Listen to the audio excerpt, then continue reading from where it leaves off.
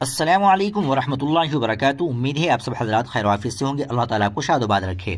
ناظرین کرام، مسجد کے متعلق ایک بڑی افسوسناک خبر سامنے آ رہی ہے۔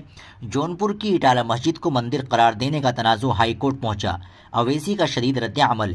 الہ آباد جونپور کی تاریخی اٹالہ مسجد کو متنازع بنانے کی کوشش اب الہ آباد ہائی کورٹ تک پہنچ چکی ہے۔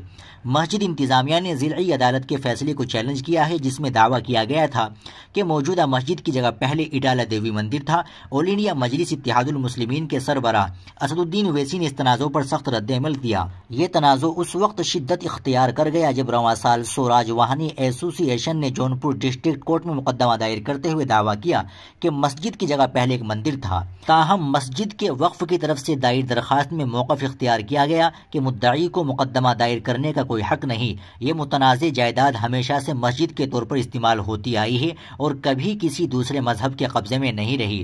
وقف کی درخواست میں مزید کہا گیا کہ اٹالہ مسجد کا قیام 1398 میں ہوا اور اس کے بعد سے یہاں مسلم برادری نماز جمعہ سمیت باقاعدہ نماز ادا کرتی آئی ہے۔ اس مقدمے کی اگلی سماعت 9 دسمبر سن 2024 کو الہ آباد ہائی کورٹ میں ہوگی، جہاں عدالت یہ فیصلہ کرے گی کہ اس تنازع کو کس طرح حل کیا جائے۔ دنی اثنا آل انڈیا مجلس اتحاد المسلمین کے سربراہ اسد الدین اویسی نے اس تنازع پر سخت رد عمل دیا۔ انہوں نے ایک سوشل میڈیا پوسٹ میں کہا کہ ہندوستان کے لوگوں کو ایسی تاریخی جھگڑوں میں الجھایا جا رہا ہے جہاں ان کا کوئی وجود ہی نہیں تھا۔